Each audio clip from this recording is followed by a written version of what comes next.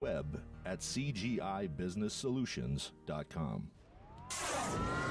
You are listening to WMNHLP, Manchester's radio, broadcasting at 95.3 megahertz frequency modulation from the top of 1000 Elm Street. Our studios are located at 1045 Elm Street and licensed to Manchester Public Television Service in Manchester, New Hampshire, USA. Contact us by email at WMNH953@gmail.com or through our website at WMNHradio.org.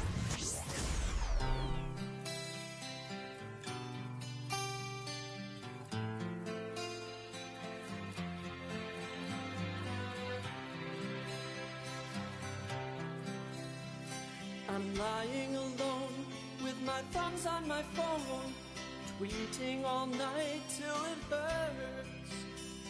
We know that we're screwed, but what else can we do? Our country is torn apart. I wish we could carry the Senate and House, because all these times seem so low. And if we're to believe Michael Cohen will sing, when today we don't really know. We don't really know. I'm all out of what is all this doo-doo? I'm sick of the right being so wrong for so long. I'm fed up with Trump. Bob Mueller, please come through. Please don't be too late to show that they were so wrong. I want everyone here to go out and vote to get this guy out of my sight. I'm hoping that you will be doing it too. Now I'm missing Walter Cronkite. And what would Trump say if we called on him now and said that he can't go on? There's no easy way, 'cause he is so cray-cray. He might just go drop the bomb. Drop the bomb. I'm all out of what do you think they'd do if Obama paid off some women he had screwed? I'm all out of just go to hell, Fox News. I'm sick of the right being so wrong for so long.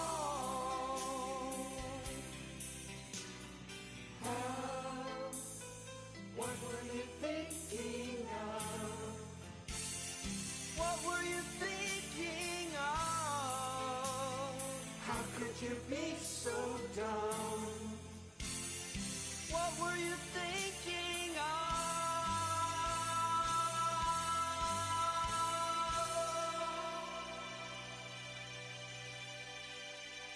I'm all out of what is all this doo-doo? I'm sick of the right being so wrong for so long. I'm fed up with Trump. Bob Mueller, please come through. Please don't be too late to show they were so wrong. I'm all out of I'm sick of this doo-doo. I know this ain't right, and it's gone on for too long. I'm fed up with Trump. Bob Mueller, please come through. Please don't be too late to show they were so wrong. I'm all out of I'm sick of this doo-doo. I know this ain't right, and it's gone on for too long. I'm fed up with Trump. Bob Mueller, please come through. Please don't be too late to show that they were so wrong. I'm sick of this doo-doo.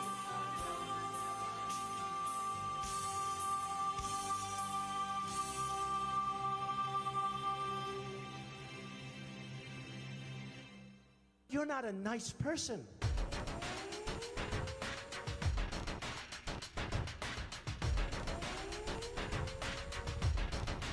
Could be other people also. There's a lot of people out there.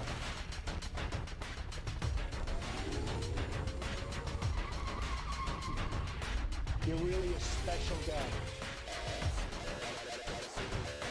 Auto sequence starts.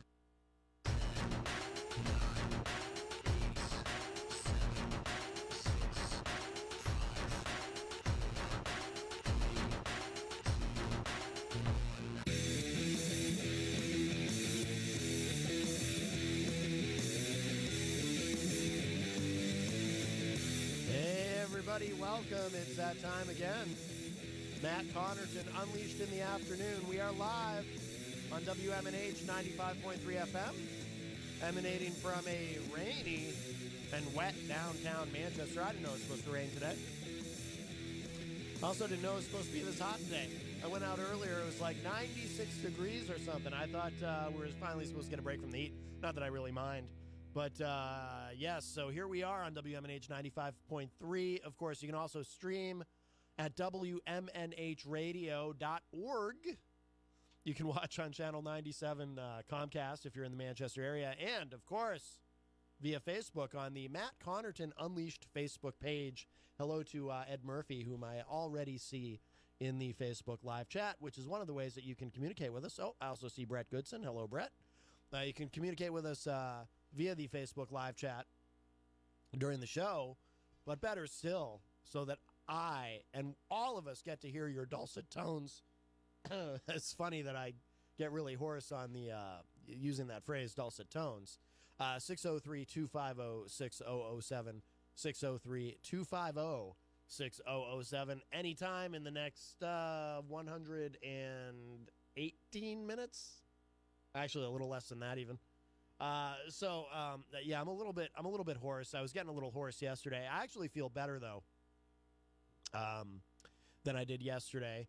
But as you can hear, here's the irony of this. So I actually wouldn't mind if my maybe it's just my perception, but I feel like because my throat's bothering me a little bit, it's making my voice deeper, which I actually would prefer it be permanently deeper without the hoarseness. Because I've always said, now, not to down myself, but I just trying to evaluate myself as objectively as possible. I've always said, I think I have a good radio voice, but I wish I had a great radio voice. And I feel that I would have a great radio voice if my voice were just a little bit deeper. I've got a little bit of a nasal thing going on with my voice. I think it has to do with the shape of my nose. I wish I had my father's voice. My father, who's called into the show on a couple of occasions, he's got a great radio voice because his voice is deeper than mine because he doesn't have this little bump in his nose that I do. So I covet his voice. My voice has gotten deeper over the years. When I first started doing, any kind of radio stuff, it's been over 10 years now since I even did, actually, I think it's been more like 13 or 14 years since I did my first podcast of any kind, before the term podcast was even in vogue. And I remember a couple years ago, I went back and listened to some early stuff that I had done, and I did notice, your voice does, it's not just something that happens during puberty, it also continues on through adulthood. Your voice does get a little bit deeper as you get older. So, and I could tell, like, listening to early stuff that I had done, it was like, oh, who's that? I almost sound like a little kid. So I've always kind of thought, well, that's maybe someday I will have my father's deep voice, as I get older and my vocal cords become more ravaged, because I think that's what happens. It doesn't happen to everybody. It's funny. Some people, if you listen to them, people who've been on the air for a long time, if you listen to them now and then you listen to something they did 20 years ago online, they probably sound exactly the same, but other people, their voices get deeper. So today you've got the deeper voice, but overall I'm feeling better than I was feeling yesterday. We did take my temperature earlier with the electronic thermometer, and my fever was down to about 112. I don't think that's dangerous, is it? Should I be alarmed by that? So I'm kidding. But I shouldn't joke about that, because then it might actually happen. I could spontaneously combust, and then I'll have a fever of, 1,000,000 centigrade or whatever. I don't know how that works. Is that even a real thing, spontaneous combustion? Sometimes I worry. I get very worked up and animated during the show. I get worried that I might combust. By the way, very sad. I saw right before I came on the air the very sad news. Paul Cormier who works in this building part-time, he had shared out the news that Burt Reynolds has passed away at the age of 82. I don't remember seeing or hearing anything about him being ill, but 82, you know. But it's sad to think that we've lost not only sort of an icon from my childhood, in no small part because of the the Cannonball Run movies and Smokey and the Bandit, of course, but also too it means that another one of the world's great mustaches has left us, and that always worries me too, because now I'm thinking, it's superstition, but some people think that things happen in threes, right? So, now that today we've lost one of the world's great mustaches, I'm worried that tomorrow, I'm going to wake up to the news that we've lost Tom Selleck or John Oates or John Bolton. That might not be so bad. Or Wilford Brimley, who I think might already be dead. Is Wilford Brimley dead? Does anyone know? Call me if you know, 603-250-6007. I could just look it up, but one of the things that is very important to do, I think, in broadcast media, whether it be a talk show, a somewhat political show such as this, or whether it be cable news or whatever, as a general rule, it's a very good idea to spend at least several minutes per show, preferably much longer, speculating recklessly and irresponsibly. So I'll do that now. And I will speculate that Wilford Brimley did in fact pass away some time ago, taking his mustache with him. And I will, again, in the spirit of speculating recklessly and irresponsibly, I'm going to go with the idea that he passed away from, because he used to do those ads about diabetes. I'm going to speculate that he passed away from complications resulting from diabetes from eating too much Quaker Oats. Because in the end, it turned out that Quaker Oats was, in fact, not the right thing to do. Now, I don't want to be sued by Quaker Oats. So just to be clear, I'm not saying that. I'm just speculating wildly, recklessly, and irresponsibly, as we so often do in broadcast media. Hello to NASCAR Nicey, who joins us in the Facebook live chat. So if anyone has any remembrances of Burt Reynolds that you'd like to share, or of Wilford Brimley and his incredible mustache, and speculation of what may have led to his untimely death, 603-250-6007. Like I said, I don't even know if Wilford Brimley is dead. By the way, we did open with Rocky Mountain Mike continues to be my favorite YouTuber in the history of YouTube, which is a grand and bold statement, I know. But that guy cranks out the political song parodies, most of them, not all of them, but most of them picking on our president, Donald John Trump, the 45th and presumably final president of the United States. And so that was I'm All Out of F's by Rocky Mountain Mike, a parody, of course, of All Out of Love by Air Supply. And I will tell you, I've never said this publicly, and I may immediately regret this, but I like to be open and honest and share things with you on the show, and I like to really I like to let you in a very personal way in terms of what goes on in my mind, but also what goes on in my heart. And I've always thought from a very young age, and you can call me whatever names you want to. You can question my masculinity if you'd like, but I'm just going to come right out and say it, and I mean it, and I don't take it back. And if you ever hear me trying to take this back, this following statement, I'm a liar, because what I'm saying right now, I mean it, and I stand by it. Mark this down, 4:15 and 30 seconds p.m. on Thursday, September 6th, 2018, and I'm also sneaking that in because I think I forgot to say the date at the top of the show. I think All Out of Love by Air Supply is a great song. There you go. I've always believed that.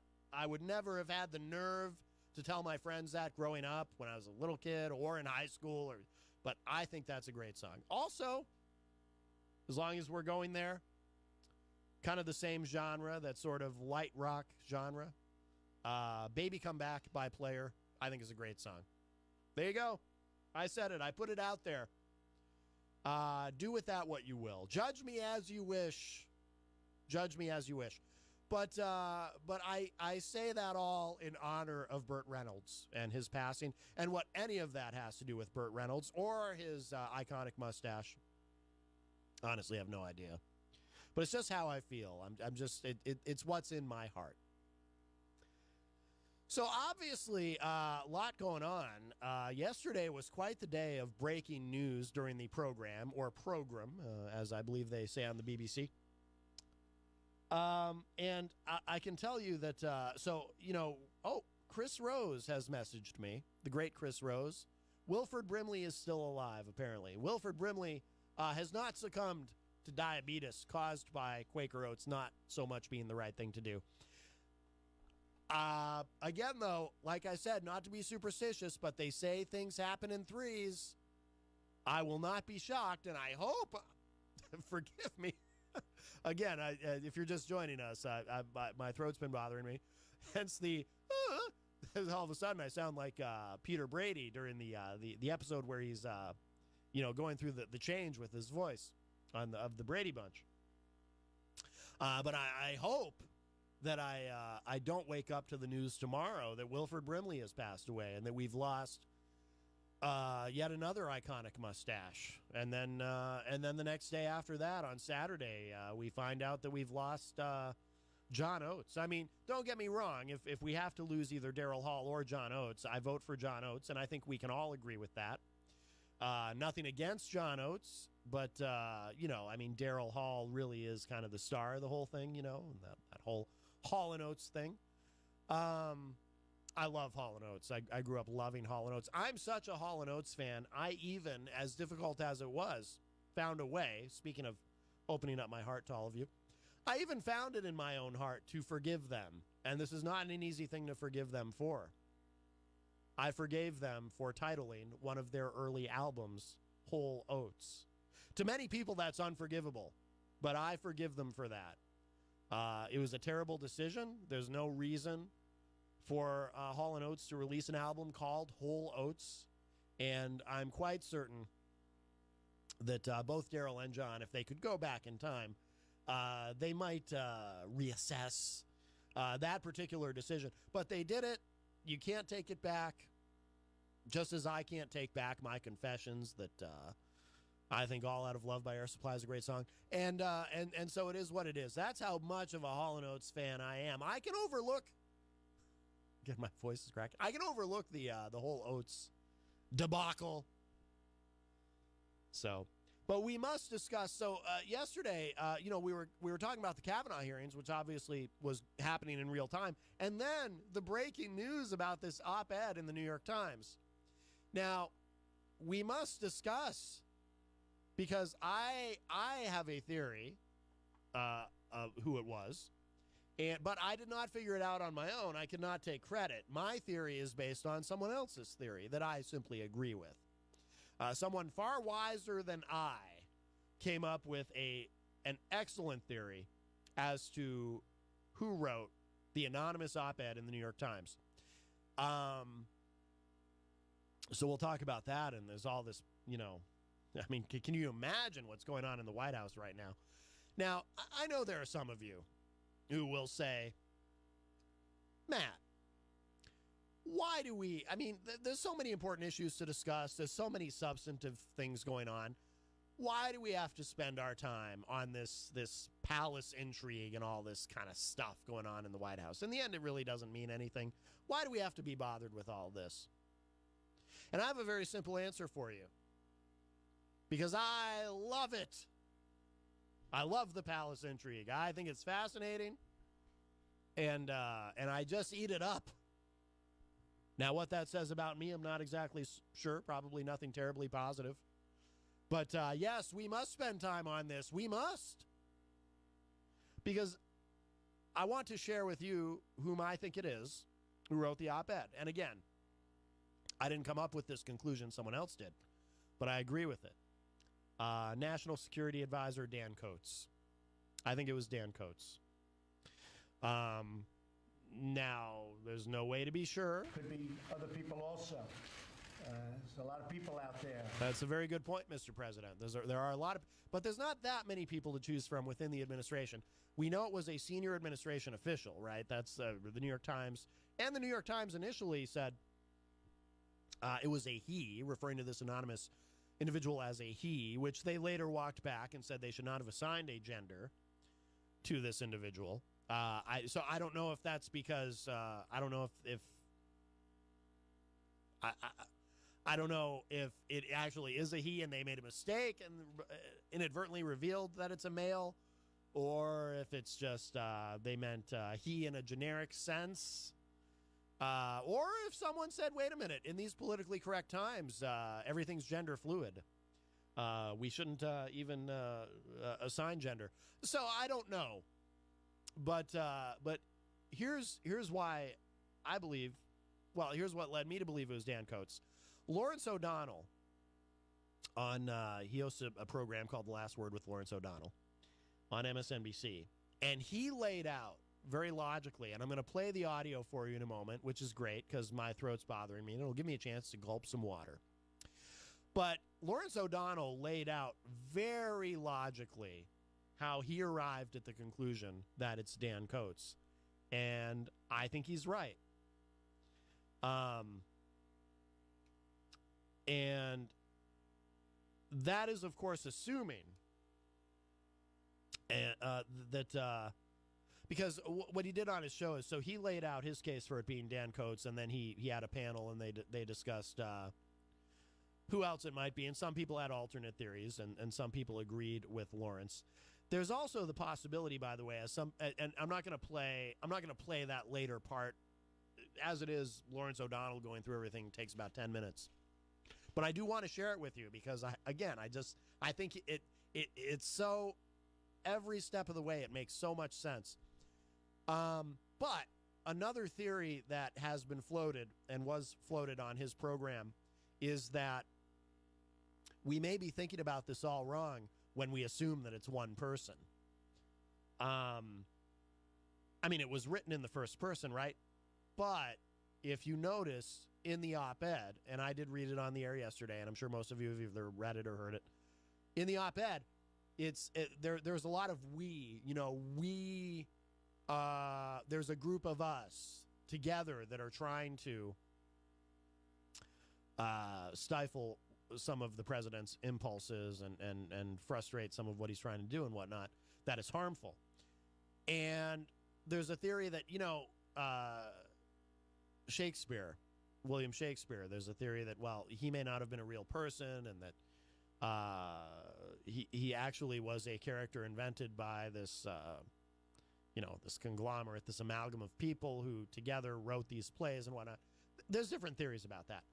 The point being, it may be that it was several people who wrote this together, which is smart because I think, if that's the case, because I think it makes it that much more difficult to trace back to who it was, to a singular person, if you've got multiple people involved. But most likely, there was one individual who was in contact directly with the New York Times. And Lawrence addresses that. Could be other people also. There's a lot of people out there. So we'll see. I'm going to play for you now. Lawrence O'Donnell laying out his case for why it was National Security Advisor Dan Coates. And if you have any doubts that it was, I think by the end of this clip, I don't know if you'll be convinced. I'm not convinced, but it seems like the safest bet. Okay, here it is. Who is it? That's the question of the night. Who did it? Who is the author of the New York Times op-ed piece who the president calls gutless and anonymous and is now demanding that the New York Times must turn over that person to the government? That person has already been turned over to the government by Donald Trump. Donald Trump chose the person who wrote today's op-ed piece that has become the president's obsession. It's one of Donald Trump's best people. We've got the best people. I know the best people. We're going to use our best people. The best people. The best people. I know guys that are so good. And now they're gutless. It's one of them. And it's someone who knows what the cabinet was thinking early on about possibly invoking the 25th Amendment to remove Donald Trump from the presidency. The Times used only the word senior official to describe this person. So a member of the cabinet or someone who is in the room with members of the cabinet all the time, a cabinet level official, the person still works there. So it is not the first the Secretary of State Rex Tillerson or H.R. McMaster or Reince Priebus or former economic advisor Gary Cohn, who does appear to be a significant source of Bob Woodward's new book, which is a detailed book-length version of the op-ed piece that describes an incompetent, irrational president whose staff is constantly manipulating him and, in the words of the op-ed piece, quote, working diligently from within to frustrate parts of his agenda and his worst inclinations. It's easy to dismiss most of the cabinet right off the bat because most of them have never demonstrated even the slightest disagreement with the president, and most of them have never publicly demonstrated the capacity for the kind of thinking about government and how it should work that is demonstrated in this op-ed piece. So it's not Steve Mnuchin or Wilbur Ross or Ben Carson or Rick Perry or Betsy DeVos or Linda McMahon, who ran a wrestling business before becoming a senior official in the Trump administration. There is every reason to believe that the author of the piece is an experienced politician who knows the workings of Washington well and knows how to deal with the New York Times at the highest levels. That leaves out almost everyone else. James Mattis, Jeff Sessions, Ryan Zinke, Sonny Perdue, Alex Azar. And so that leaves us with a short list that includes people like Secretary of State Mike Pompeo, Director of National Intelligence Dan Coates, and Ambassador to the United Nations Nikki Haley. The New York Times did use the word he to describe the author of the piece, but they have since tried to walk back that gender disclosure, saying that it's the, quote, the use of the word he was an error. But there are very few senior officials in the Trump administration who are women, and Nikki Haley works in New York City. She is not in Washington often enough to be accepted by the Times as an authority of what's really going on inside the Trump White House day to day. And Nikki Haley has a future, or at least wants to have a future, in Republican politics. So Nikki Haley would never take the chance of destroying her career in Republican politics by being exposed, as this author eventually will be, as the betrayer of Donald Trump inside the Trump administration at the highest level. That brings our guessing game down to Secretary of State and the Director of National Intelligence. The op-ed piece has a heavy emphasis on foreign policy. Take foreign policy in public and in private. President Trump shows a preference for autocrats and dictators such as President Vladimir Putin of Russia and North Korea's leader Kim Jong-un, and displays little genuine appreciation for the ties that bind us to allied, like-minded nations. The rest of the administration is operating on another track, one where countries like Russia are called out for meddling and punished accordingly, and where allies around the world are engaged as peers rather than ridiculed as rivals. Both Mike Pompeo and Dan Coates have said in no uncertain terms that Russians directed by Vladimir Putin did indeed attack our 2016 election. Dan Coates and Mike Pompeo are both doing what was described in that section of the op-ed piece, calling out Russia for meddling and advocating sanctions against Russia. The piece says the president, quote, expressed frustration that the United States continued to impose sanctions on the country for its malign behavior. His national security team knew better. Actions had to be taken to hold Moscow accountable. This isn't the work of the so-called deep state. It's the work of the steady state. And so the one unit inside the Trump administration that is called out for specific praise in this op-ed piece is the national security team. Mike Pompeo and Dan Coates are members of the national security team. Mike Pompeo served as the Trump CIA director before becoming the Trump Secretary of State. Mike Pompeo and Dan Coates are both former members of Congress. They're both men who successfully ran for federal office, campaigned, got out there, made speeches, Mike Pompeo became a member of the House of Representatives. Dan Coats first entered the House of Representatives and then was elected to the Senate. The op-ed piece has a flow and a sweep to it that resembles a political speech. The op-ed piece is a campaign speech against Donald Trump. It has the high-mindedness of an ambitious campaign speech. Both Mike Pompeo and Dan Coats are capable of the kind of thinking and phrasing and pacing that went into this campaign speech against Donald Trump, but only one of them has no expectation of ever making a campaign speech again in his life. Mike Pompeo is an ambitious former member of the Republican House of Representatives who is 54 years old and has, he hopes, a bright political future ahead of him. In his dreams, he would become the second former CIA director elected president. George H.W. Bush was the first. And so Mike Pompeo has a future in Republican politics to protect, which leaves us with 75-year-old Dan Coats, who knows that Director of National Intelligence is his last job in government. Dan Coats was a reliable Republican senator who could be counted on in every party line vote. As a senator, he always cared about things like deregulation, tax cuts, increased military spending, which happened to be the only 3 Trump agenda items that get positive mention in the op-ed piece. Dan Coats' idea of a leader was Ronald Reagan, who was elected to the presidency when Dan Coats was elected to the House of Representatives. And his friend Bob Dole, that was a leader to Dan Coats. Bob Dole was the Republican leader of the United States Senate when Dan Coats was a senator.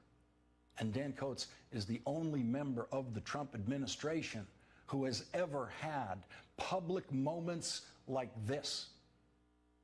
Moments after the president appeared to be siding with Vladimir Putin over you personally, by name, you stood up and spoke out. I'm wondering, why did you do that? I'm not surprised we're starting with Russia. I was just doing my job. Just doing my job. That is what I watched Dan Coats do every day that I worked in the United States Senate in the 1990s. He was just doing his job. I disagreed with him on almost every policy question, but he appeared to be a serious Republican senator trying to do his job. He wasn't one of the first people reporters would go to when there was breaking news in the Senate, but he is one of those people now. We have some breaking news. The White House has announced on Twitter that Vladimir Putin is coming to the White House in the fall. Say that again?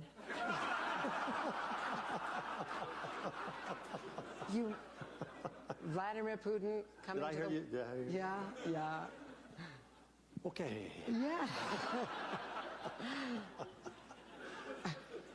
That's going to be special. Were you aware of that? Just want to clarify, because you I think didn't seem to be. based on my reaction, I wasn't aware of that. Well, would you recommend that there not be a one-on-one without note takers? If I were asked that question, I would look for a different way of doing it. The Dan Coats who I watched at work every day in the United States Senate is not someone who could easily abide a Donald Trump in the presidency. And so based on the process of elimination you have just seen, and based on the content of the op-ed piece, which delivers specific praise to only one person by name, and that person is Dan Coats' old friend in the United States Senate, Senator John McCain. My guess, my educated guess, is that the author of the New York Times op-ed piece is John McCain's old friend, Dan Coats. The New York Times says that the author of the piece approached the newspaper through an intermediary recently. It sounds like the approach came after John McCain died 11 days ago. I'm sure Dan Coats has been thinking about John McCain a lot recently, and he has probably been asking himself, what would John McCain do?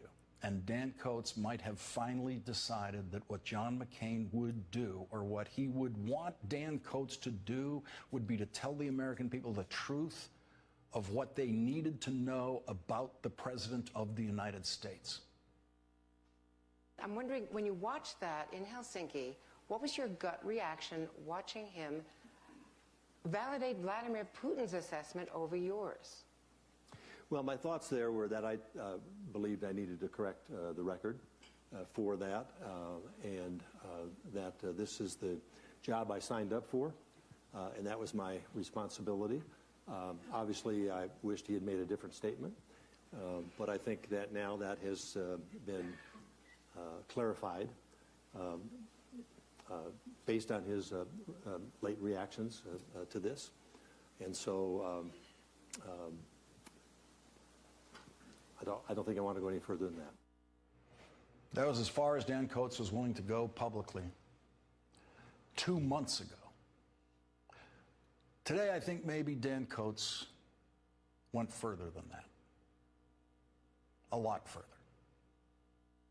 All right, so there you have it. That is Lawrence O'Donnell's assessment. That's his theory, as he laid it out, his case for why he thinks it's National Intelligence Director Dan Coates. And like I said, I agree, and that's why I wanted to share that with you. I know it was a little long. It's about 10 minutes, and that's a long clip to play on the show. But I love the way he laid it out. I know Lawrence, some people don't like him, and obviously if you're a conservative, you probably don't like him because Lawrence O'Donnell is, actually, I saw him on Morning Joe once, and he said, he goes, I'm not a liberal. This was years ago. This was before socialism was cool, quote unquote. He said, I'm not a liberal. He said, I'm a socialist. I'm not one of you mere liberals. I'm a full-on socialist. So, you know, and some folks might not like him because he can be a little dramatic, you know. I kind of do enjoy that about him. But I think he just so brilliantly lays it out, and I think he's right. I think he's right. Hello to Jackie Brown in the Facebook live chat, as well as I see Thomas Massengale in there. Hello. As my voice continues to crack a little bit. That's another reason to play a long clip, because my voice isn't quite right. But and this rain won't help. Now, another thing that I think may offer clues. I was thinking about this last night, and you know, obviously today we see all these administration officials kind of tripping over themselves, tripping over each other to publicly deny that they had anything to do with this.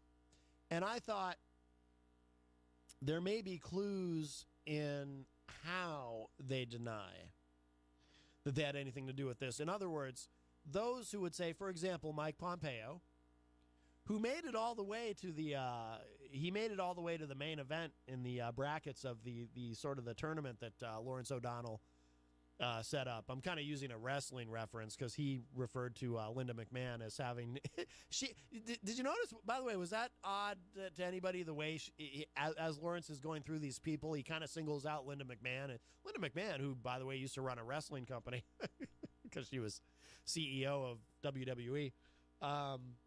He didn't do that to anyone else, but for some reason he felt the need to mention that, to refer to that. I don't know why. But and I don't mind it, as a wrestling fan. But Mike Pompeo made it all the way, in the end, in the main event, it was Mike Pompeo versus Dan Coates, and Lawrence decided Dan Coates was the winner. But Mike Pompeo, he, in his statement of denial, he said something like, I'll see if I have it in this article, actually. He said, whoever did this is gutless, they're a coward, they're a traitor, whatever it is he said. He used some harsh language. There's been two tiers of denials here, right? Two levels of denials. There's the denials that are just flat denials. No, I had nothing to do with this. I wouldn't do that. I didn't do it. And then there's the denials that go to the other level where, in addition to being denials, they include insults directed toward the person who did do this, using terms like traitor and coward and, whatever else, right? The reason I think that may hold an important clue, and again, I agree with Lawrence's theory, but the reason I think there may be an important clue there is because it seems to me that the individual, whoever it is, when denying that it was them, because everyone's going to deny that it was them, because if they're going to cop to it, obviously that, that defeats the whole purpose of doing an anonymous op-ed. Whoever did it, in their denial, they're not going to go to that second tier of insulting and using words like traitor. They're not going to speak that way about themselves, right? They're just going to deny it, but they're not going to say, oh, yeah, I would never do that, and whoever did it's a traitor and a terrible person and a coward. They're not going to go that route. They're just going to deny it, but they're going to leave the insults out of it. Now, there's quite a few people who deny it but don't go any further. Now, again, we're speculating, as I like to do, recklessly and irresponsibly. I feel that's part of the gig.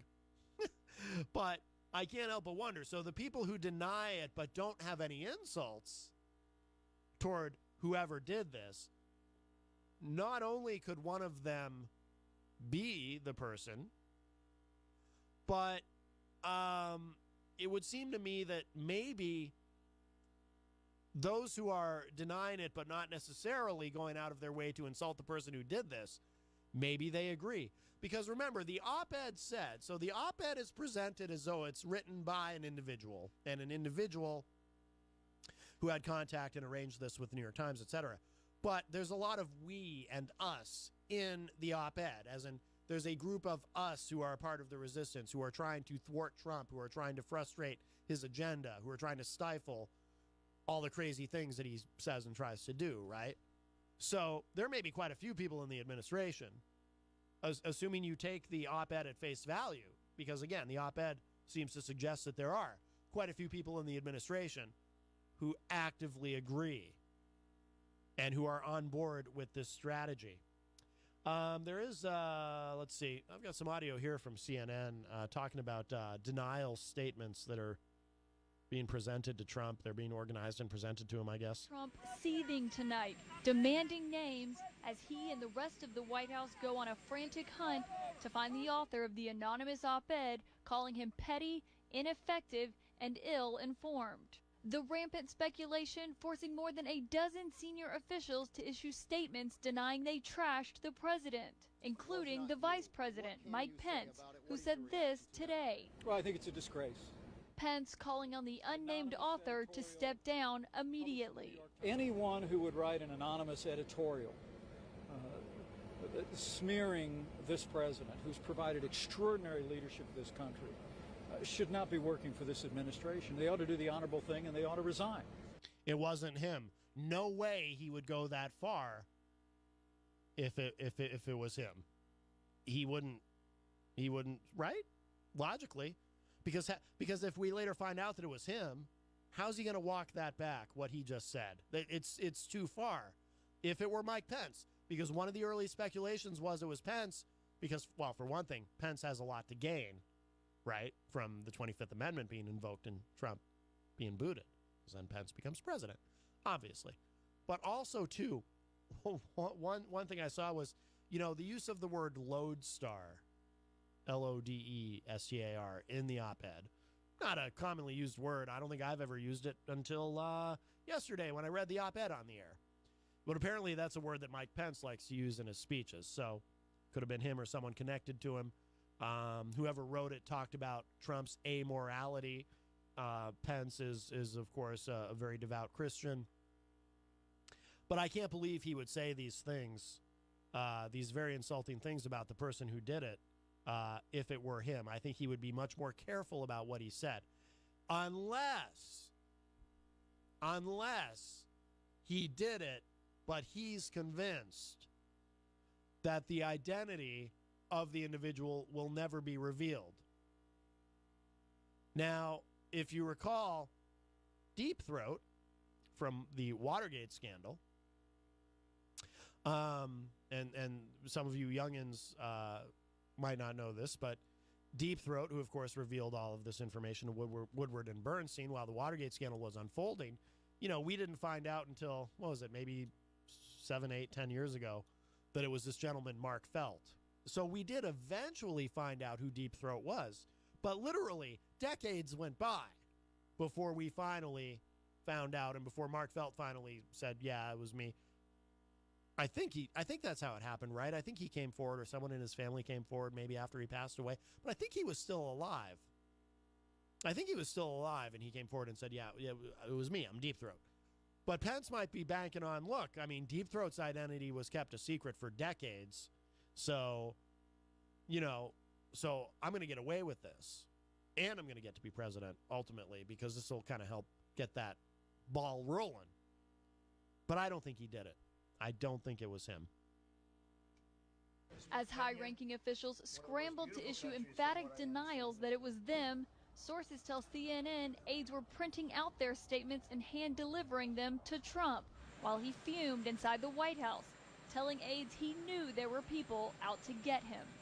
His closest staffers trying to push the suspicion out of the West Wing. I just have to correct the record. It's not clear to us anyway that it's somebody in the White House. So they're saying senior administration official. That could be many people. Good afternoon. On Twitter, Sarah Sanders urging people to ask the New York Times about the identity of the gutless loser, saying they are the only ones complicit in this deceitful act. Trump's anger... Let me stop there for a second. So Sarah Sanders, that was another theory. I forget who said it. It might have been Anna Kasparian on the Young Turks, maybe Sarah Sanders, but I was pretty skeptical about that. Right before her, we heard Kellyanne Conway speaking about this. Kellyanne Conway. Now there's a good suspect. Again, I still agree with Lawrence O'Donnell that it was Dan Coates, but Kellyanne Conway is a good candidate for this because, and I've talked about it many times on the show, her husband, George Conway, is consistently ridiculing Trump on Twitter. So, and yet somehow, I mean, think about it. The dynamic of it, right? Kellyanne Conway works for the President of the United States, and Kellyanne Conway's own husband all the time. And it's not something that's just happened a couple times, and it's not just soft criticism, constructive criticism. It's pretty brutal sometimes, right? The way he goes after Trump, her own husband goes after Trump, and yet somehow they're still married, right? And I mean, and you might say, well, Matt, I mean, couples can disagree, and there's plenty of couples where maybe they have different political ideologies, and opposites attract and all that. So but come on, she works for the President of the United States. And her own husband is publicly trashing him on Twitter all the time. And that doesn't cause any problems? Is it possible that it's her? And that he's gotten to her husband, I mean, and said, look, Kellyanne, you got to admit, there's a problem here. And maybe she at some point said, yeah, you're right. You're right, George. But hey, I'm part of the resistance, Now maybe not. I still think it's Dan Coates, but Kellyanne Conway, let's at least put her in the top 5. Could be her. And who was it? Someone had accused her at one point of being a notorious leaker. Could be Kellyanne. Only intensifying since his public outburst yesterday. So when you tell me about some anonymous source within the administration, probably who's failing and probably here for all the wrong reasons, no. And the New York Times is failing. If I weren't here, I believe the New York Times probably wouldn't even exist. So that's from CNN. So it says here, the highest-ranking officials in the Trump administration are publicly denying they or their offices authored the infamous anonymous op-ed in the New York Times, an indication of how deeply the episode has shaken the White House. Among the officials to speak out are Pence, Secretary of State Mike Pompeo, Director of National Intelligence Dan Coates, and Defense Secretary James Mattis. By the way, Mattis was considered, well, I shouldn't say was, is considered a top suspect in this too. Mattis, who obviously cares very deeply about defense, there were stories when I mentioned it on the show yesterday, so not to rehash it, but just very, very quickly, if you recall, I think it was over a year ago now, Trump did that tweet one day, seemingly out of nowhere, saying, no more transgender troops. We're not going to allow transgender people to serve in the military anymore. And then we started hearing these stories about how Mattis felt blindsided by the whole thing and was kind of going, what is this even about? There's no issue here. No one's complaining about this. The president just threw this out there randomly. And we know why. It's red meat for the base, because the base loves that kind of thing. But Mattis was believed to be sort of slow-walking the implementation of this policy, and now we don't even hear about it. So I don't know. I don't even know what ended up happening to it.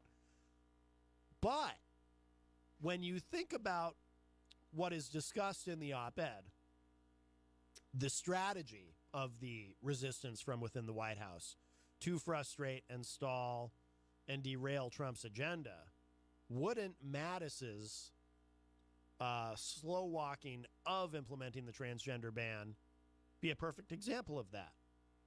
And according to Bob Woodward's book, isn't it Mattis? I think it's Mattis who is said to be occasionally stealing documents off of Trump's desk that he doesn't want Trump to see because he's worried about what will happen. So, but again, that doesn't mean Mattis wrote the op-ed, but I think it's probably a safe bet that Mattis is a part of, because again, remember, it's we, it's us. There's a group of us in the White House who are actively working against Trump. I think probably safe to assume that Mattis is a part of that. All right, let's see. The op-ed is written by a senior Trump administration official who says they are part of an internal resistance working to thwart parts of Trump's agenda and block his worst impulses, and was published amid questions of Trump's fitness and his control over his administration. Trump loves a strongly worded denial, and he is closely watching the string of statements, a top White House official tells CNN, adding that they are being printed out and delivered to the president as they come in. Oh, he's going to have to do some reading. You know, Trump is notorious for not being much of a reader. The official added that there has not been a formal request for the statements, but by this point in the administration, cabinet members are well aware of how he appreciates these messages of support. On Wednesday, Trump praised Mattis and Chief of Staff John Kelly for strongly pushing back against assertions in Bob Woodward's book that they were critical of the president. A U.S. official who works in an agency that issued a denial said there was no real internal debate or perceived downside over issuing the statement. We didn't write it, the official said. We are happy to say so. An administration official said White House aides were struggling this morning to get ahead of the op-ed as the cabinet and other top officials were releasing their own statements. The official said the White House wanted a more coordinated response. Didn't seem very organized, the official said, describing the process. The essay prompted a hunt in the White House with the president intent on knowing who wrote the words he suggested could be treasonous, one administration official told CNN. Now, if you remember, Trump, when this happened, there was a tweet where he just said, in all caps, treason, with a question mark. Now, of course, it's not treason. By definition, it's not treason. Treason would be someone working against the interests of the United States in favor of a foreign government. That's not what this is at all. Depending on how you feel about it, you might even argue it's kind of the opposite of treason, but it's not treason. I mean, I suppose you could call it traitorous to the president, but it's not treasonous. And that, by the way, I mean, just broadly, and I'm probably guilty of it too. I think we tend to throw that word around a bit loosely at times anyway. Aides are following leads based on the way the op-ed is written, looking at keywords used in the editorial that stand out, according to a source close to the White House. Despite the internal interest and the president's demand to smoke out the author, White House Press Secretary Sarah Sanders on Thursday slammed the media's wild obsession with figuring out the identity. She also blamed the newspaper's opinion desk for being quote, complicit in this deceitful act from a gutless loser. See, that rules her out in my view. There's no way she's going to say that about herself. Again, unless she's convinced that we're never going to know, or that, like with Deep Throat, decades are going to pass before we know who did this. But that's a hell of a risk to take. Because, actually, think about this, the risk that has been taken here. Hello to Heidi Hamer, by the way, who joins us in the Facebook live chat. Think about this. It's already the leakiest, seemingly, White House in American history. So whoever did this, especially in the internet age, really took a pretty big risk of being found out.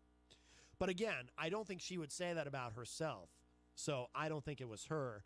Hello. Oh, Ben Dion joins us in the Facebook live chat. Of course, Ben Dion, host of the weekly Dion, here on Thursdays at 6 p.m., immediately following this program at WMNH 95.3. Fred Bonig from thedailyripple.org joins us in the Facebook live chat. Fred, call if you want or just put it in the Facebook live chat, but I really want to know. I want to know who you think it is, if you have a theory. And I don't know how much of the show you've heard, or if you saw Lawrence O'Donnell's piece that I played earlier in the show, if you've already seen it. But Lawrence O'Donnell thinks it's Dan Coates, and I agree after the way that he laid out his case.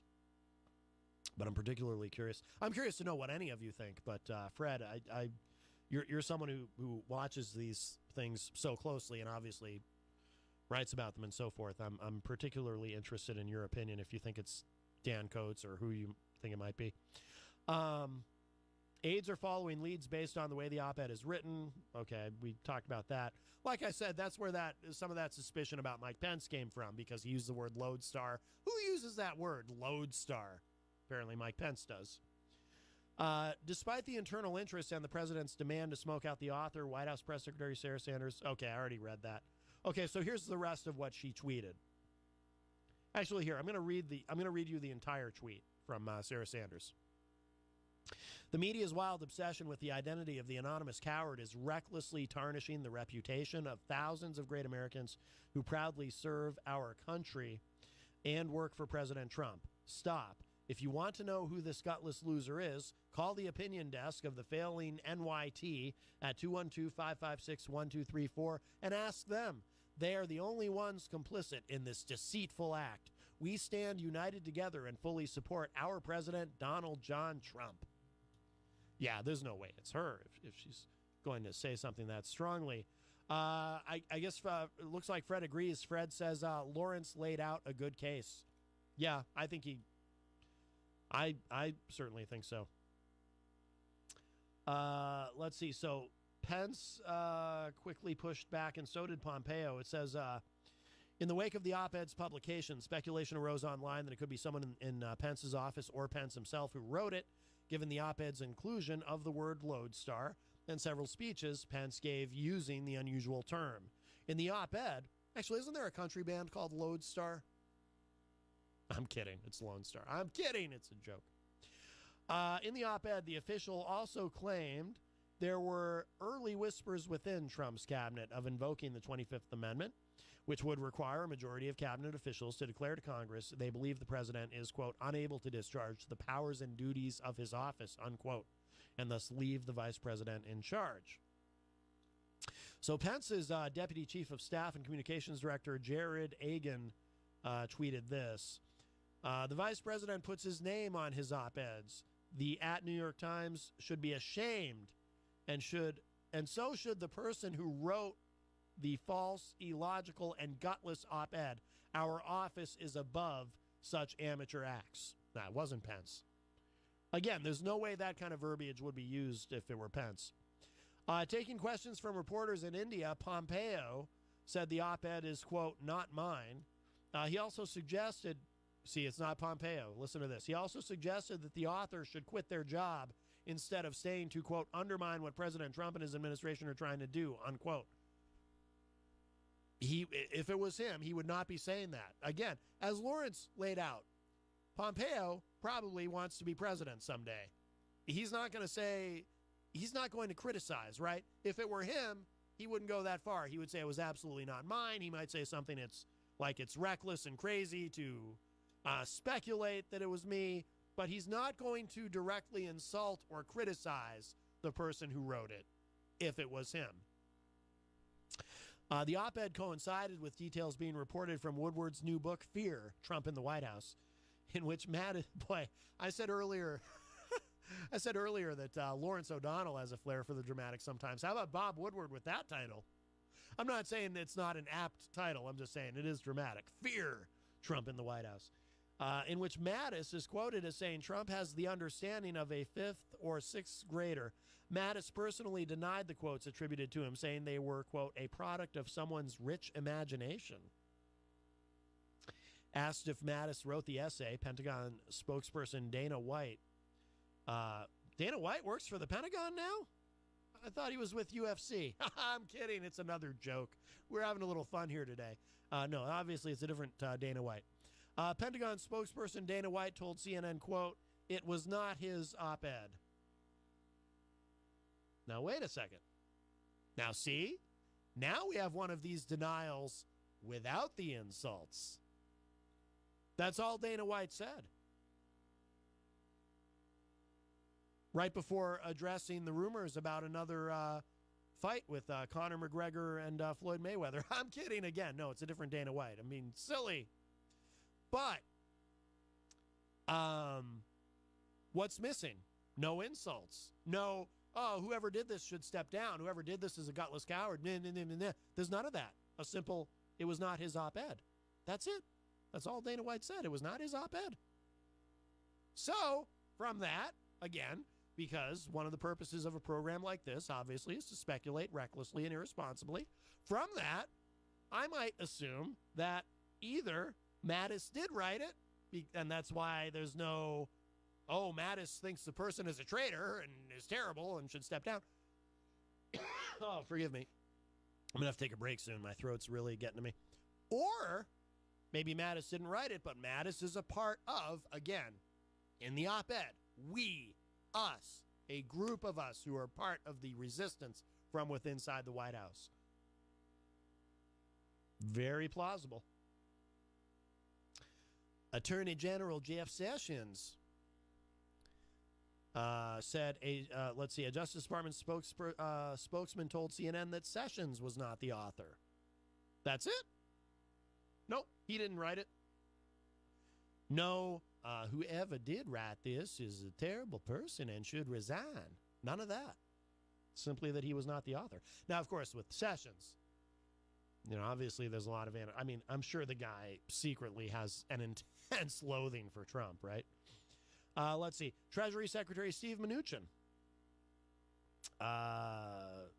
His spokesman, Tony Saya Jr., spokesman for the Treasury Department, said, quote, at Stephen Mnuchin is honored to serve at POTUS and the American people. He feels it was irresponsible for at New York Times to print this anonymous piece. Now dignified public servants are forced to deny being the source. It is laughable to think this could come from the secretary. Wasn't him. Okay, now, how did Dan Coates respond? Remember, Dan Coates, suspect number one. How did he respond to this? This is important. Director of National Intelligence Dan Coates. This is what he said in a statement. Quote, from the beginning of our tenure, we have insisted that the entire intelligence community remain focused on our mission to provide the president and policymakers with the best intelligence possible, unquote. Adding that any speculation that he or his principal deputy, Sue Gordon, wrote the op-ed is, quote, patently false. Okay. I literally have chills right now, and I don't know if it's because I don't feel well or if it's because what I'm reading into that.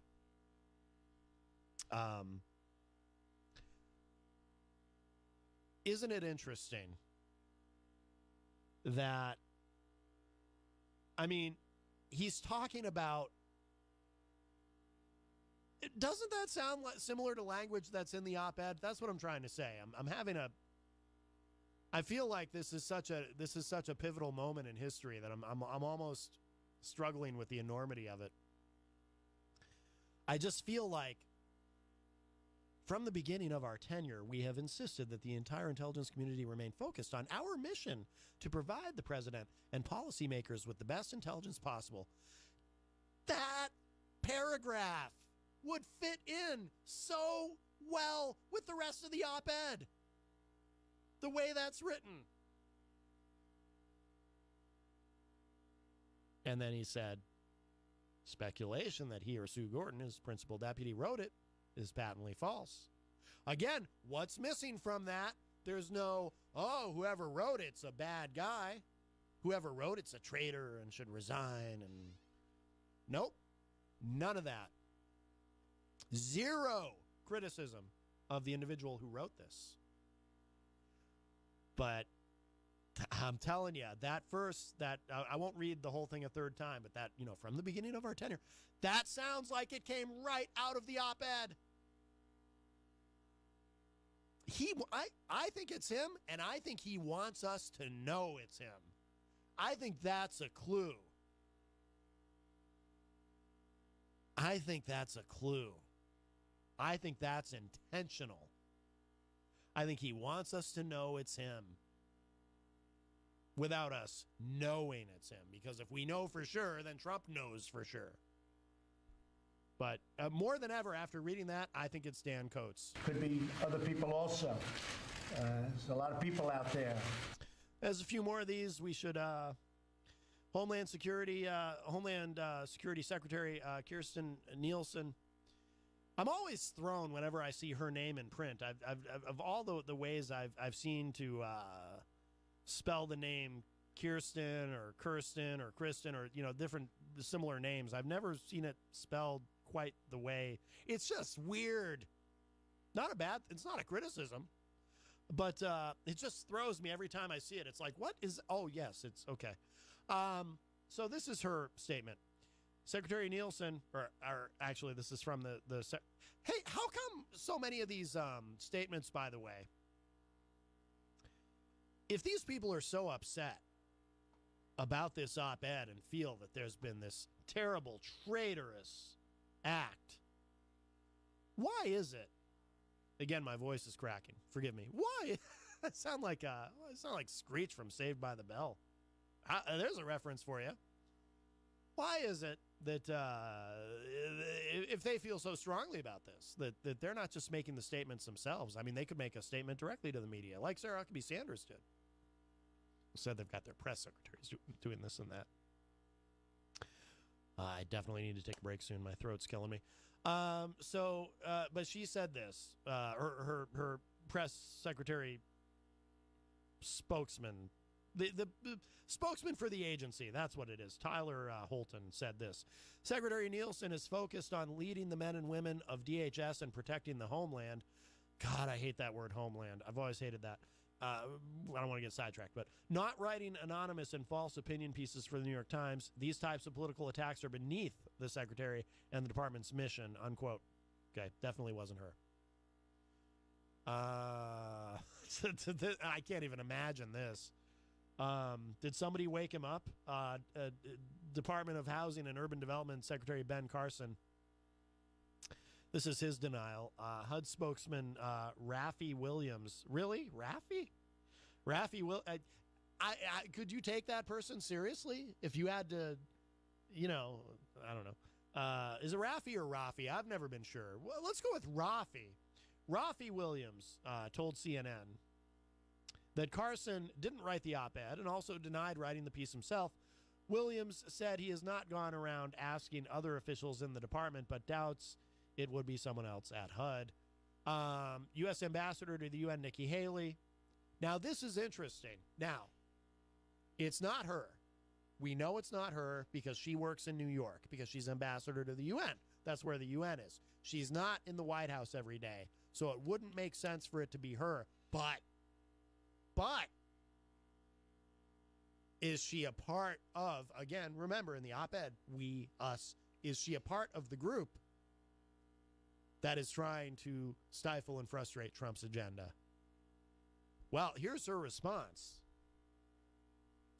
In response to a CNN question about whether she wrote the op-ed, Haley said, no. That's it. She just said no. Not only is that not a very forceful no, but simply no. Again, what's missing from that? There's no, and no, I wouldn't do that, and no, that was a terrible thing to do, and no, she just said no. And remember, she was not pleased. What was it about? Because Nikki Haley, I certainly don't agree with much of her politics, but I have grown to respect her because she doesn't take any crap. And what was it? I can't remember now off the top of my head. She got thrown under the bus. This was probably more than a year ago, but somebody in the administration threw her under the bus for something that was not her fault. Because there had been a breakdown in communication. And she had been publicly corrected about something that she said at the UN regarding something or some policy, and someone said, "Oh, Haley must have misunderstood," and Mattis or somebody said, "Oh, Haley must have misunderstood," and then Nikki Haley publicly issued a statement, or maybe she just tweeted it, but she said something like, "I don't misunderstand things," basically pushing back and saying, "No, you're not going to throw me under the bus." And some people think, like, I think I even played the clip of S.E. Cupp on CNN talking about how, Nikki Haley is not going to be a victim of your sexism. You can't just blame the chick, for your own stupid mistake. So I wouldn't be surprised if she holds a grudge over that. And she is another person who obviously, I'm pretty sure, has ideas of being president someday. Of being I can see Nikki Haley as the Republican nominee at some point, perhaps in 2024, perhaps in 2020. And being the first Republican female nominee and potentially being the first female president of the United States. I would not be at all surprised if, I don't think her ambitions are any great secret, right? So, like I said, she just issues a very flat denial, but, not very forceful. And, is she a part of that group of people who are, trying to, she may not have been particularly pleased, for example, when Trump went to speak at the UN and was saying things like, we may, we might have to go ahead and just destroy North Korea. I can imagine where that might not have made Nikki Haley's job any easier in some ways. So anyway, there's more of these. We'll do a few more of these, and then we'll take a break. Fred sent me a song I want to play. Let's see. Secretary of Agriculture Sonny Perdue. I forgot this guy even existed. His spokesman said no, and referred to Sanders' tweet lambasting the media. Labor Department Secretary Alexander Acosta said the secretary does not play these sophomoric Washington games. He is definitely not the author. Secretary of Veterans Affairs Robert Wilkie said neither Secretary Wilkie nor anyone else at the VA wrote the op-ed. No insults about the person who did, though. Interesting. Director, now this is a name that's come up a few times in this. Director of the Office of Management and Budget, Mick Mulvaney. Spokespersons for the OMB and Consumer Financial Protection Bureau both denied that Mulvaney wrote the op-ed. That's it. They simply denied it. No grand series of insults about whoever wrote it. Okay. Interesting. Environmental Protection Agency Administrator Andrew Wheeler. He supports Trump 100%. Blah, blah, blah. Yeah, I think we'll probably skip the rest of these. Although, here's one that's interesting. Wilbur Ross. He's the Commerce Secretary. Allegedly, And I think this predates Woodward's book. I think there's been other reports that Trump has no confidence in Wilbur Ross. Wilbur Ross is very old. He falls asleep in meetings. It says here, this is his statement: I did not write and am thoroughly appalled by this op-ed. I couldn't be prouder of our work at Commerce and of POTUS. Okay, yeah, so he certainly didn't write it. Education Secretary Betsy DeVos. Nah, who cares about her? She wouldn't... I can't imagine her doing it. Small Business Administrator Linda McMahon. Now, again, I'm a wrestling fan, so I'm curious what Linda has to say.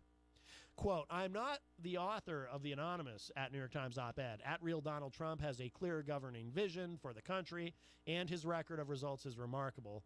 I am proud to serve as a member of President Trump's cabinet to advocate on behalf of America's 30 million small businesses. Okay.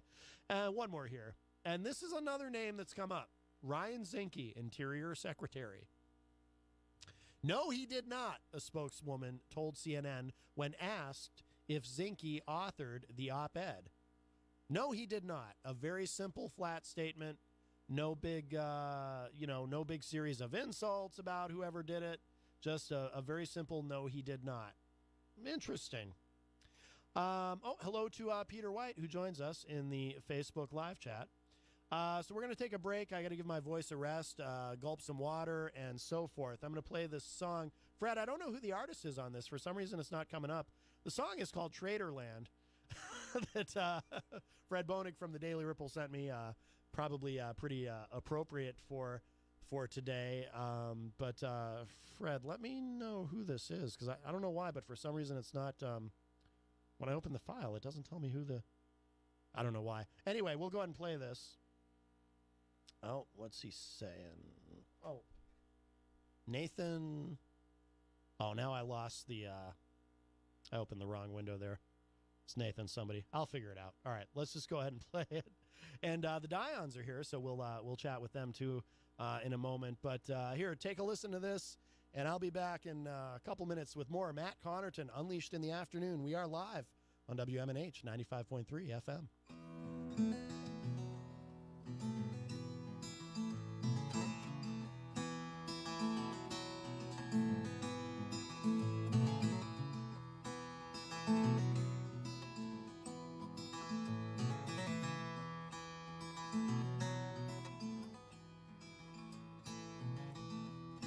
I've been listening for the airplanes, static on the radio.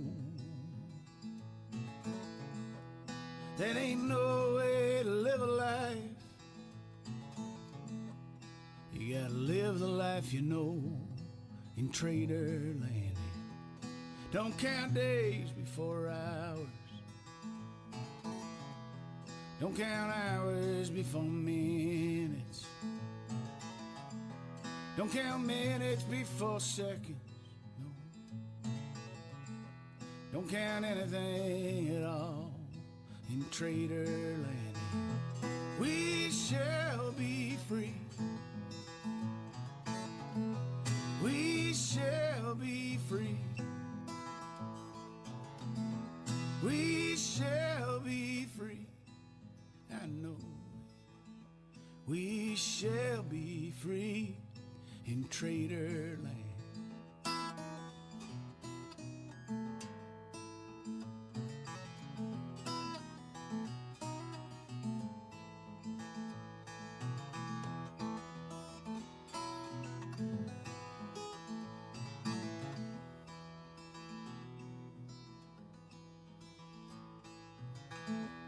Don't let them tell you what to read.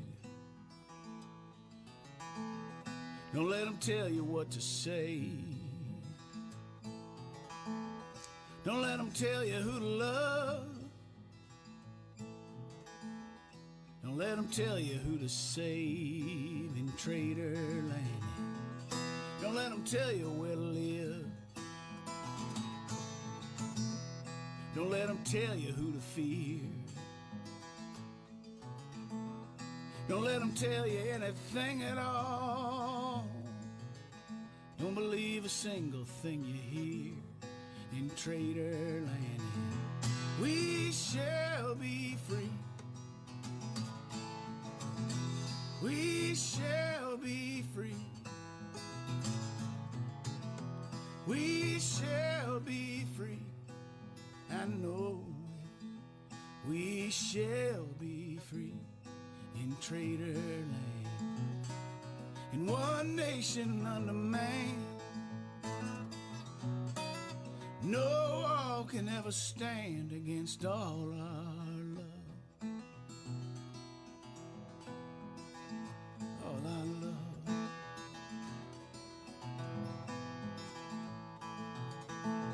We shall be free. We shall be free. One time we shall be free. I know we shall be free in Trader Land.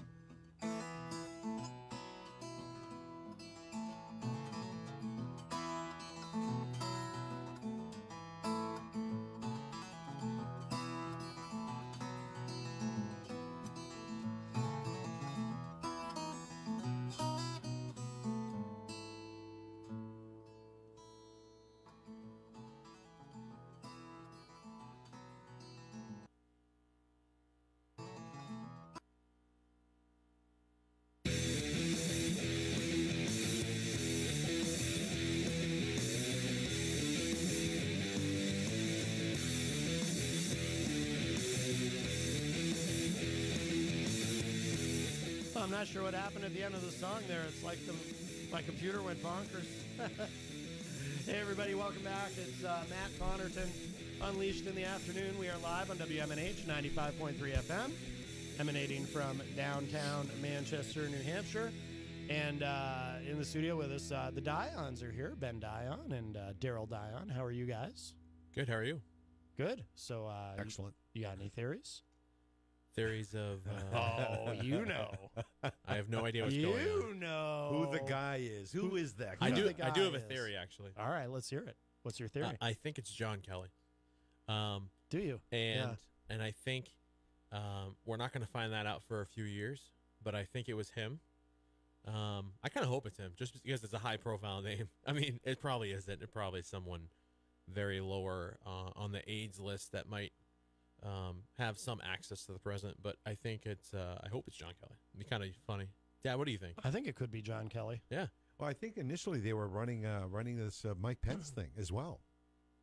I don't think he would. It doesn't make a lot of sense to me, but yeah. Apparently they were hanging their thoughts on a specific word he likes to use. Lodestar. Yes. Yes.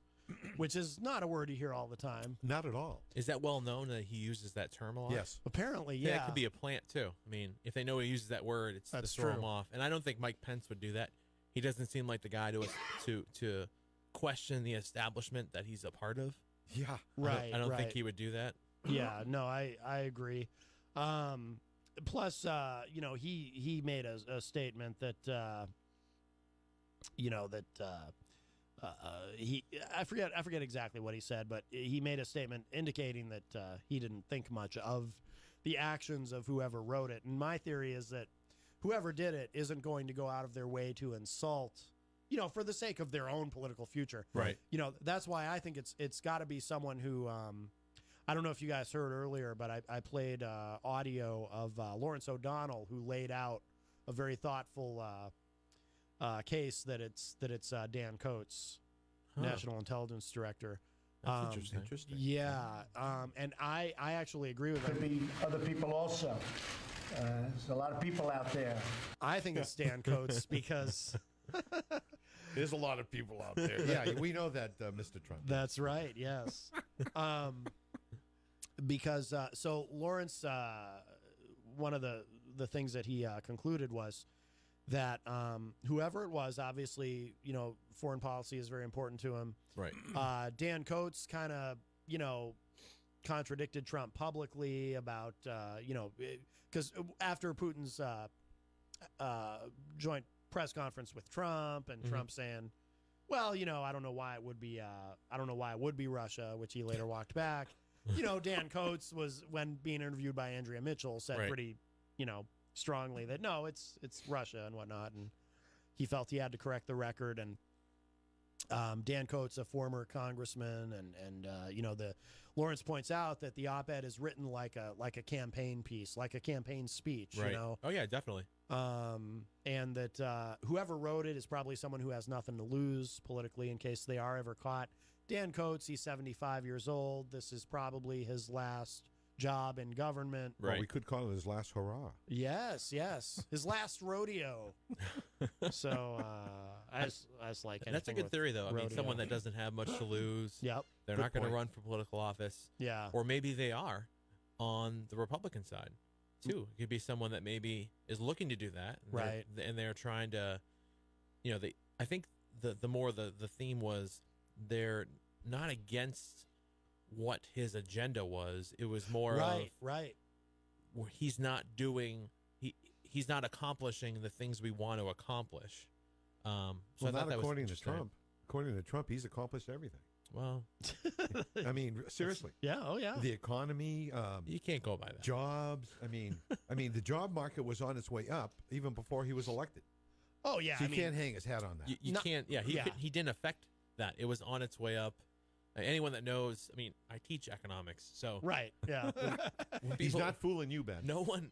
It's funny. No student has ever questioned that. Like, oh, like, did he really affect it? No one's ever asked me that because I would tell him the truth that he really didn't. I mean, it was already naturally going up. Right. Yeah. And he keeps saying it's going to get better. It's not actually. It's going to stay where it is pretty much. Yeah. Within a certain range, and it will start to go down. Right. Right. And that just proves he doesn't really know economics in any sense because it has to stop somewhere. Right. We can't be at 0% unemployment. That's a bad thing. Right. Exactly. Yeah. Well, he said too. I've heard him say it a couple times now, and he said it again after this op-ed came out. He's like, "Yeah, I think that had I not been elected, if we had kept going the way we were, we'd be in negative growth now, and we'd be going the other way." And it's like, there's nothing to support that at all. Nope. He spends his entire day speaking untruths. It's just amazing to me. Yes. I just like him to speak one time the truth. I could handle that. Right. And strangely enough, I'm not a very political person overall. Yeah. But looking at Trump, the way things have been going since he's been in office, I really think this may sound strange, but I think it's been good to have him in there so we can see, how bad things can be. You know what I'm saying? Right. I mean, it's a wake-up call to everybody. And he hasn't this really, is what it can look like. Right. He hasn't really been tested, honestly, and I know we can probably be thankful for that. Yeah. Of any major absolutely. conflict. We're already in major conflicts currently. Right. That are being dealt with. There's already been a plan set in place that he can't really bother too much. Yeah. And I think we've kind of been lucky in that sense that he hasn't had any new conflicts besides the talks with North Korea, which have been a little dicey and people have been a little nervous about, but right. It hasn't really gone anywhere, and it really, I don't think it really will. Right. No, you're right though. Yeah, he hasn't had any major foreign policy crisis to deal with yet. He's had opportunities to really put us in a jackpot, but he's failed. Right. Which is good. Yes. It's good for him to fail in those opportunities. Yeah. I mean, absolutely. It's crazy. Matt, did you catch any of the congressional debate last night on WMUR? No. I was watching it, and it was funny. They were asking some questions about North Korea and Trump specifically. Yeah. And whether he could hurt it, or there was some question about whether the negotiations were a good thing, or what they thought about should we go to war with them, or how would he affect that if that went to war? Yeah. And every candidate answered except for one. One said, "I'm not going to answer that. That's not part of my job. That's the president." And it was interesting how I liked that answer a lot. It was Mark McKenzie actually from Manchester, state rep. Yeah. And I liked the answer just because it's true. It has nothing to do with him. It's kind of a weird question to ask at a debate. Well, but but some would argue it should have something to do with him. I mean, there's always, and it's a decades old argument about the war powers and they mentioned that too. They did talk about declaring war and should Congress really have that ultimate say more, and it shouldn't be like, hey, we're going to airstrike some countries over here, and that's right, not official it war. It has to be so we congressionally approved. Yeah. Right, and Well, that has to stay the same. Yeah, but it hasn't. They haven't really approved any. Right. We just attacked people. Yeah, I mean, we haven't declared war, I think, since World War II. Yeah, right. If I'm not mistaken. Every other So, thing yeah. has been smaller campaigns, I guess. So they didn't really have to declare war. Oh, yeah. Because So- we tend to get into these things incrementally. Right. Yeah. So, as far as I know, we're still in Afghanistan. Yep. 17 years of hell. Yeah. And nobody has an exit strategy. It's, I've been hearing, people spouting off of what do we got to do? Yeah. Well, you know what? Military presence in Afghanistan is useless. Yeah. It has proven to be totally useless. So why don't we just get out, send in advisors if they need to help these nuts? I think that's what they're trying to do now. Unsuccessfully. Yeah, and that's another thing that I think one of the guys you interviewed, Terrence O'Rourke. Yes. He had mentioned talking about that as well. I Yeah. listened to that. Was a great interview you guys had. Oh, thank you. Yeah. And I like him. He's a different kind of candidate. I like him too. Yeah. Because he seems like a real person. Yeah. Who's had real life experiences being in the military, and he seems like he's not trying to use that as a playing card. Right. Like some other candidates might use it like, hey, I did this. Hey, I did that. This is why I have this experience. He has experience, and he just comes off as real. Yeah. Which was kind of cool. I liked the debate a lot.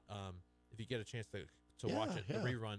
I wasn't overall impressed by everyone. Yeah. There were some people that impressed me in certain little aspects, but I think that's a pretty open. I think it's a pretty open race, honestly. Yeah. Top four. I think the top at least 5 people. There's about 5 people that are going to be in it, so it should be interesting. Yeah. And that was a WMUR event? That was Okay. last night from 7 to 8 p.m. on WMUR. And they probably have it up on YouTube. I think they have it on their Facebook Live too. Yeah. Yep. Oh, very good. Mm-hmm. And I haven't seen much of the Kavanaugh. I don't know if you guys have seen any of that today. I've been kind of wrapped up in this. I watched a little bit, some of the updates after school. Yeah. And it's getting pretty heated just because of some documents that should be released and given more time to the hearing. That's what I keep hearing. Yeah. Senator Booker is the one that's been the very big advocate. Him and I forget this representative from Connecticut that's been very vocal about that too. And Booker wants to violate. I guess it's violating a rule by if he releases some documents that he's not supposed to the public because he wants people to see these records. Right.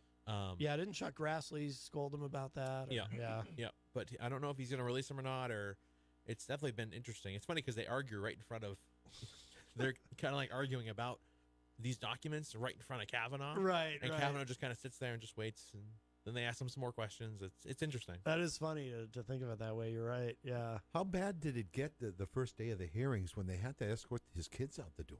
There was a It lot must of, have been nuts. Oh, yeah. They yeah. timed them too, I think, because they happened today too. Oh, again? I think they were after lunch or either right before lunch or right after lunch, and they're timing them. You can tell that they're specific timed ones. I don't know what organization, if there's an organization in charge of that's organizing these, but they're definitely timed. You can tell. Yeah. From what I've heard, no matter what shakes out, he's going to get nominated because the Democrats don't have enough votes. Right. Yeah. Yeah. It's just not enough to stop his nomination. That's why I was saying too. Was it yesterday or the day before? I was saying that I was surprised that he went as far as he did in answering Dianne Feinstein's questions about abortion. He seemed to indicate pretty strongly, and I know this is part of what the controversy is over these documents, because he may be contradicting things that he's said in the past, but he seemed to be saying pretty strongly that he thinks Roe v. Wade is settled law. And that's what I've heard as well. And I was surprised by that at first, but then as I was thinking it through, I realized that no, there really is no downside to him saying, because no matter what, he's not going to lose anybody who's already planning to vote for him, Right. as far as Republicans. Right. So he's got nothing to lose. I mean, he could show up wearing a Planned Parenthood shirt, and it wouldn't matter in theory. That'd be right? interesting. Right. That'd be a fascinating thing to see. But he's not going to lose any Republicans. They just want to get this done Right. and get him confirmed before the midterms. And Very much so before the midterms. yeah, the clock is Quickly. ticking. Yeah. It's interesting though. I've seen some contradicting, like they're talking about these documents and letters and some opinions he's written. Yeah. And then there's other, some cases that he's ruled against when he was appointed by George W. Bush, or no, Yeah, it was Bush Jr. Yeah. He ruled against some of Bush's cases. I think they said it was like 90-something% of the time. Oh, really? He ruled against him and in favor with another more liberal judge. Yeah. So wow. It's kind of funny. Like you have these reports, but you also have him actually ruling against the person that appointed him. Yeah. So I thought that was interesting to think about because. Would he go that far with Trump? I don't know. I that's what but that's an interesting thing to bring up though because he ruled against him and I don't know. The biggest thing that I kept hearing was him talking about the office of president and if a ruling had to go through the Supreme Court when it comes to if he was ever accused of something, of what he would rule on it. That was the biggest thing I've heard from other people. Can the president be indicted? Can he pardon himself? Can he? I don't think it's kind of an open question. Yeah, it hasn't been tested. From what I think it's going to be. From what I've read, it may be. And looked at, the whole process is that I think Mueller has to come up with this report. He can't just go in there and arrest him. It has to be a report, like most of these investigations are. The report's given to Congress, the special committees that investigate and do those, and then they're the ones that would have to do impeachment. Yeah. And they go through that whole process, and then it has to be voted on, and that would be the whole thing. I don't think they have to remove him and then indict him, I believe. Right. And what about the pardoning? What about that aspect? I don't think he can pardon himself. According to they've been yakking about it. Yeah, I know. But that doesn't make any sense. But he has to be guilty of something for them to pardon him. Right. Yeah. Well, this is like a preemptive strike for him. He comes out with all this stuff, and then sits back and observes what happens. Right. I don't think he can be like, hey, I'm going to pardon myself, and then be like, for what? Something I may have done in another life. Yeah.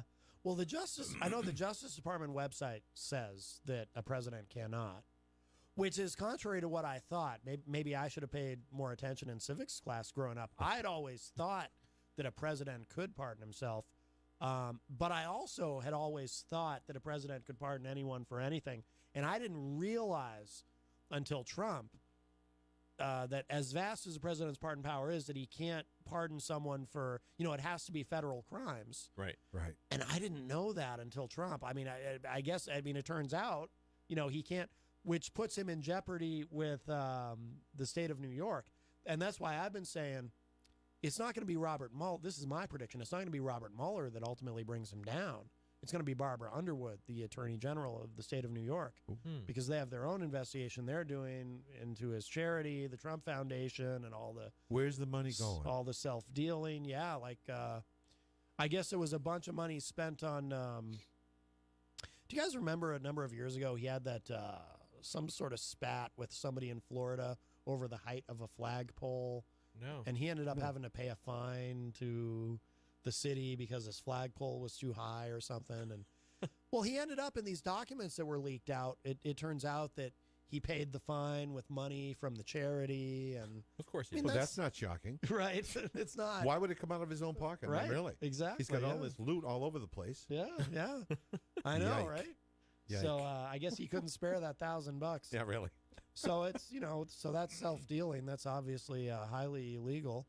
Yeah. And I think too, they say it was charity money that was used to commission the giant painting of himself that hangs in his office or somewhere. I don't know.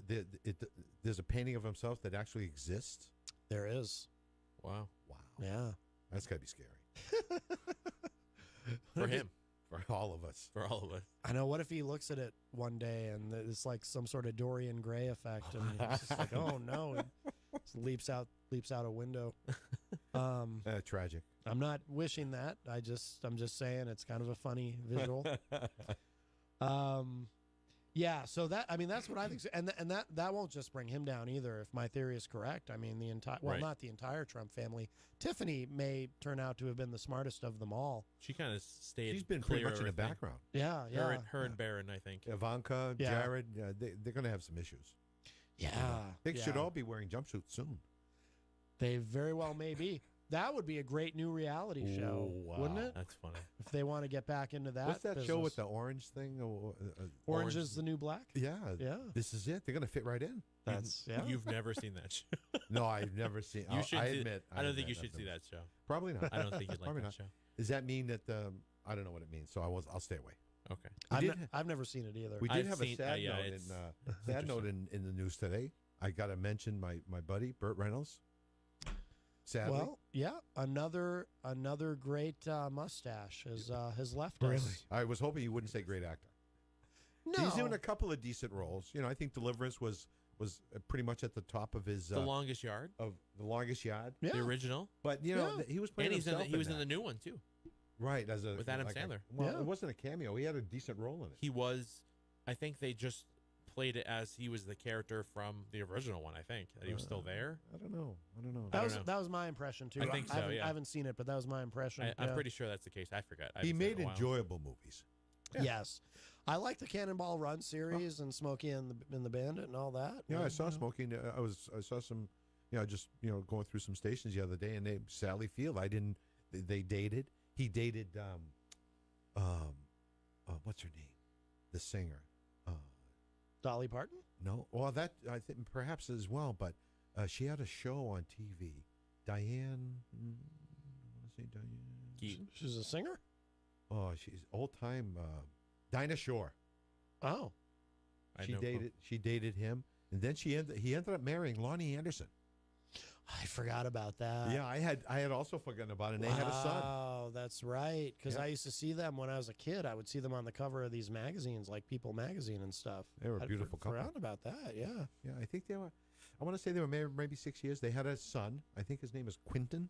Okay. Right. Wow. How do you know all this stuff? I read it today. It's fresh in my mind, so I won't forget it. I thought you were a devotee of Burt Reynolds. No. He's the biographer of Burt Reynolds. Yes. He's written several books. Wow. That's remarkable. They have the mustache in common. Yes. But yes. the Deliverance was an excellent movie. And yes. Oh, absolutely. the guitar solo, the banjo solo was. Oh yeah. It doesn't get better than that. That's a great scene. Wow. Very, very creepy, great scene. Very creepy, great film. But I mean, now I am concerned when I see a great mustache leave us. Who might be next? Tom Selleck, John Oates, Wilford Tom Brimley. Selleck. How old is Tom Selleck? He's up. He's got to be in his 70s. I was thinking that. I didn't know. I didn't realize Mid-70s. Burt Reynolds was 82.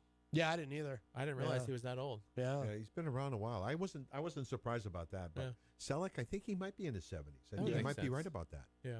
Yeah. I thought didn't they? Aren't they doing a remake of his show? Magnum PI. Yeah, they are. I heard that. I think I heard them talking about that on the morning show. Huh, I don't know if he's going to be in it at all. I don't think so. There has been no reference to him in the trailers I've seen. I think he's currently on that show Blue Bloods, which I've never seen. That's pretty good, but- actually. Is it? Yeah. Yeah. It's a good concept. So I think he's the police commissioner, and he's got a few, I think 2 sons and a daughter that are all in the police department. Isn't Donnie Wahlberg in that? I think He so. is. Yeah. I One forget of the the sons. daughter's name. The daughter's name is a well-known actress too. But it's just interesting the dynamics, and they all have dinner together, and sometimes they can't talk because of conflicts of interest with different cases and stuff. But it's an interesting show. Oh, Not bad. wow. I've seen it Oh. a few times. All right. Yeah. Well, hopefully Mr. Selleck sticks around. I didn't realize until someone told me earlier that Wilford Brimley is still with us, and that's a great mustache. Yeah. So He had that baby from birth.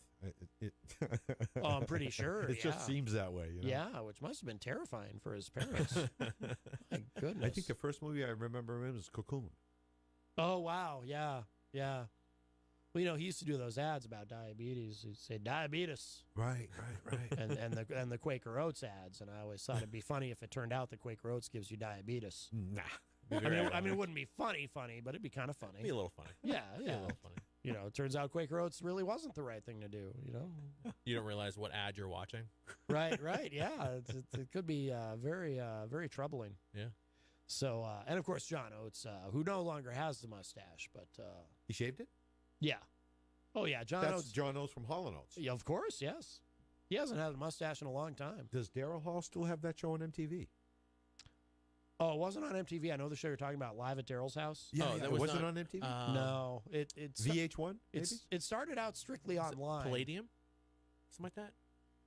The show? Yeah, no, the name of the network it was on. Oh, well, it started out strictly online, and it was strictly online for a long time. Oh, but it did get picked up by. It was some weird music station. Yeah, because I'd seen yeah. it a few times. It was pretty good. Oh, I love it. Yeah, I love it. Yeah, I'm a big Hall & Oates fan, but also a lot of the people he has on there are great. He had some great musicians on there. Yeah, yeah. But he never had a mustache, Darryl Hall. But he never needed it. He's Darryl Hall. but Oates, you know, he went with the stash, one of the great mustaches. But sadly, and now I wonder now, did he shave the mustache because he was afraid that, you know, once Burt Reynolds went, and then maybe, I doubt it. You know, I mean, I hope not. They talked about the succession of mustaches. Yeah, exactly. Who takes over? Right. I mean, he may not have wanted that responsibility, so he's just like, I'm just going to get rid of this now. Preemptive. Yeah. I mean, he's got those solo albums to record that no one buys. you Yeah, know? right. He's actually made solo albums? He has. I had no idea. Most people I thought had Hall no & Oates idea. was Hall & Oates, and that was it. Well, Darryl Hall's had quite a successful solo career as well, but not so much Mr. Oates. I call him Mr. Oates out of reverence. All right. Because I feel badly for picking on him. Because, I mean, without Mr. Oates, you have no Mr. Hall. That's true. That's very Absolutely. true. I mean, you probably would, but one of the great duos. I played, to open the show today, I played a parody of All Out of Love by Air Supply, a great duo. And I did confess to the world, I think All Out of Love by Air Supply is a great song. And I'm secure enough in my masculinity to say it. You better be. I am. I mean, barely, but I am. Wasn't that, let me see, I'm thinking late 60s on that one? What? No. Early 70s? All Out of Love? Like, probably early 80s. I have no idea. What song are you thinking of? I have no idea. Ben's too young. He doesn't remember. But he's Air not Supply. good with decades. Oh, right. He's not good with decades. I understand. He's usually about 20 years off. That's why he has a mustache. That's why he has a mustache. He shaved his mustache off one time when I was a kid. Oh, really? Yeah. It's frightening. I'll never Really? forget this. I didn't know he was doing it. Yeah. And I came home from school, and I looked at him. I said, "Who are you?" He didn't. It looked. He has no upper lip either. Oh, okay. So he Yeah. just looks. He looks super weird. Like I thought it was Easy. like someone I Easy didn't with know. the super weird. You did look weird. You just look really weird. Somewhat weird, perhaps. If you did that now, your mustache would come back I'm white. not cutting it now, man. It would come Yeah. back white if you did it now. Oh, Probably would, yeah. probably. Wow. Probably. Yeah. I've had it most I of have my white entire hairs life, in though. mine. Do you? Yeah. A little bit. I have a lot. Yeah. I was 19 when I found my first gray hair. Oh wow. Cut Yeah. it out. Oof. No, it's true. I thought I was going to be like my dad when I found it because my dad kind of had the Steve Martin thing where by the time he was 30, he was already like totally gray. So, like, yeah, I was 19 when I found my first gray hair. I was like, oh, it must be genetic. I'm going to be just like my dad. But then it didn't really, I mean, it's, I have more now, obviously, but it's been very, very gradual. Right. My dad was I got his hair, I think, too. He grayed very late. Oh, really? Yeah. Yeah. So did Reagan. They claim that, Oh, Ronnie was, he looked great. They claim he didn't color his hair, that it was, wow. that was legit. I'm skeptical. Yeah. But, it was the jelly beans. I forgot about the jelly beans. Yes. Oh my goodness. Well, we will start to wrap up, and I'm looking forward to giving my throat a rest. But what do you guys have coming up on the show Tonight we have on political activist Kathy Staub. She's a former school board member in Manchester. Okay. And she's helping out I think she's working for a progressive organization called Rights and Democracy. Okay. They started in Vermont. Now they have them in New Hampshire. And we'll be talking to her. I think she's bringing someone from Rights and Democracy, too. I'm not sure. But we're going to talk about the election coming up next Tuesday. Yes. And, just talk about what's going on. It's more of a political show tonight just because she's pretty familiar with the issues and what's going on. And maybe we'll make some political predictions for the election. And, we'll talk about my column about because I this week I wrote about people that have never voted in a primary or maybe like the process of voting in a primary. And what that looked like. So very cool. So we'll talk about that a little bit too. Yeah. Is that out now? Yes, on ManchesterInkling.com. Very good. Every Wednesday it comes out. Oh, okay. So you do a column every week. Yep. Oh, okay. So I didn't realize that. Yep. Okay. Oh, good for you. Yeah, I Good. talked to Carol about it, and she wanted me to do it Wednesday so that we can talk about it on Thursdays. I was like, oh. that makes sense. That does make sense. Yeah. Oh, very, very good. All right. Well, Ben, thank you so much. Of course, stick around for the weekly Dion coming up at 6 p.m. right here on WMNH 95.3 FM. And that's it for me for now. If you missed any part of today's show, we'll be up in just a little bit at WMNHradio.org. And thank you to everybody in the Facebook live chat. I was quiet on the phone today. I didn't get any calls, which is unusual. Oh, wait a minute. I think I might have